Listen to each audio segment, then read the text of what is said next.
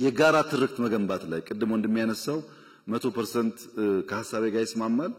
የጋራ ትርክት መገንባት ላይ እንደሚያስፈልግ አውቀን ስትራቴጂ ቀይሰን እቅድ አውጥተን እየሰራንበት ነው። የእናንተ ድጋፍ ግን ያስፈልጋል። ሰው ነው፣ ሰው አትግደል፣ ወንድምህ ነው የሚል እሳቤ በየቀኑ በየትምህርት ቤት ካልተነገረ በስተቀር በሚዲያ ብቻ በቂ አይደለም። አብረን እንስራ። እሱ ምርታማነት ላይ ስንዴው፣ ቡናው፣ ሻዩ ፕሮዳክቲቪቲ እንዲያድግ አርሶ አደር ማንቃት ማስተማር ላይ አብረን እንስራ። የትምህርት ጥራት ላይ አብረን እንስራ። በመንግስት ፖሊሲ ብቻ አይመለስም። መልካም አስተዳደር አብረን እንስራ። እናንተ እኮ ናችሁ የሁሉ ሰው አስተማሪ። ቅድም እንዳላችሁት ቀበሌ ላይ የሚረብሸው ወረዳ ላይ የሚረብሸውን ሰው ያስተማራችሁትን ሰው እባክህን ህዝብ አገልግል፣ ነውር ነው፣ ታሪካችን ባህላችን ብላችሁ ብትመክሩ ብዙ ሰው ሊቀየር ይችላል። አግዙ። እሱ ላይ እኔ ጋር ብትወረውሩ ጠጠሩን ብቻዬን አልፈታውም። ብንተጋገዝ ግን ሊቀንስ ይችላል። እንደነዚህ አይነት ጉዳዮች በጋራ ብንሰራ የኛን ሁኔታ ተገንዝበን ብዙ ዕዳ ያለበት ሀገር መሆኑን አውቀን ከኋላ ደግሞ አርፍደን ደራሽ ስለሆን ፈጥነን ቀንም ማታም ሰርተን ነገርን ቀይር ካላችሁ መተጋገዝ ይፈልጋል።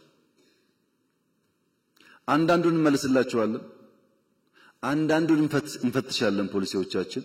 አንዳንዱን ግን በጋራ ካልሰራን በቀር በእኛ ብቻ አይመለስም። ካገዛችሁን ካገዝናችሁ ከተጋገዝን ግን በእርግጠኝነት ጊዜ ይወስዱ እንደሆን እንጂ እየተፈቱ ይሄዳሉ። በመንግስት በኩል እነዚህን ያደሩ ችግሮች በአምስት ማዕቀፍ ውስጥ ልንፈታ ወስነናል። በአምስት ማዕቀፍ ውስጥ የመጀመሪያው ኢንክሉሲቭ ናሽናል ዲያሎግ ነው።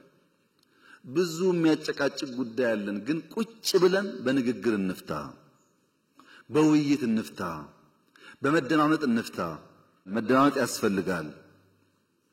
የአንዱ ፍላጎት ሲሳካ አንዱ ስለሚያኮርፍ አንዱ አስኮርፎ ደግሞ የተሟላ ሀገር መፍጠር ስለማይቻል እንወያይበት ነው ያልነው። በእናንተ እድሜ በአባቶቻችሁም እድሜ የኢትዮጵያ መንግስታት አንዳቸውም ቢሆኑ ጉዳያችንን በውይይት እንፍታ ብለው የውይይት አውድ ፈጥረው አያውቁም። ኢንክሉሲቭ ናሽናል ዲያሎግ በኢትዮጵያ ታሪክ የመጀመሪያው ነው።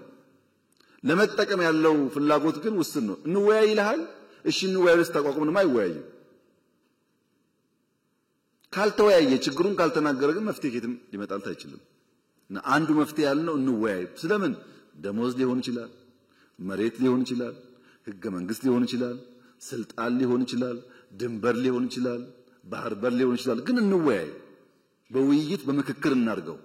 ስንመካከር አንዳንዱን ዛሬ አንዳንዱን ነገ አንዳንዱ ደግሞ እናቆየዋለን። ካልተመካከርን ቅደም ተከታይ ይጠፋል። አንዱ ማዕቀፍ ውይይት ነው። እሱ ላይ እናንተም ሚናችሁ መጫወት አለባችሁ። ሁለተኛው ማዕቀፍ የሽግግር ፍትህ ነው።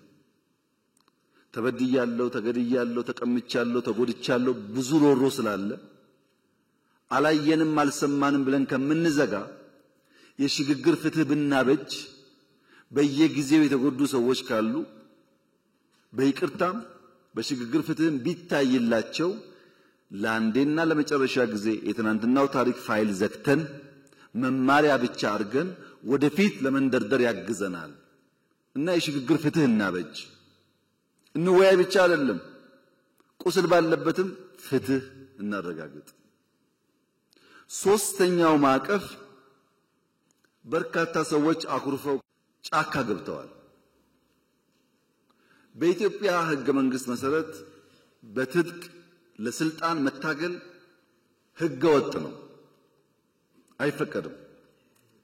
ህገ ወጥ ነውና በህግ ማስከበር ብቻ እንሂድ ካል ስለማያዋጣ ዲዲአር እናርግ። የታጠቁ ሰዎች በተሐድሶ ትጥቃቸውን ፈተው በሙያቸው ሰርተው ወደሚኖሩበት ስርዓት እንመልሳቸው። ከትግራይም ይሁን ከኦሮሚያ ከአማራም ይሁን ከቤኒሻንጉል ብለን ዲዲአር አበጀን። ኮሚሽን ተቋቋም ነው። ይሄ ኮሚሽን ስራው የታጠቁ ያኮረፉ ሰዎች አወያይቶ የሽግግር ፍትህ አረጋግጦ ወደ ቀያቸው መልሶ ሰላማዊ ህይወት እንዲኖሩ ማድረግ አለብን። አራተኛው ማዕቀፍ ይሄ ሁሉ ቢሰራ ኢኮኖሚክ ሪፎርም ካላደረግን ኢኮኖሚክ ስብራት እያለ ዘላቂ ሰላም ልናመጣ አንችልም። ሪፎርሙ ደግሞ እንደከዚህ ቀደሙ ግብርና መር ብንለው አያዋጣም። ብዝሃ ዘርፍ መሆን አለበት። ግብርናም፣ ኢንዱስትሪም፣ ማይኒንግም፣ ቱሪዝምም፣ አይሲቲም በሁሉም ዘርፍ ካልተንቀሳቀስን አንድ በአንድ አንደርስም።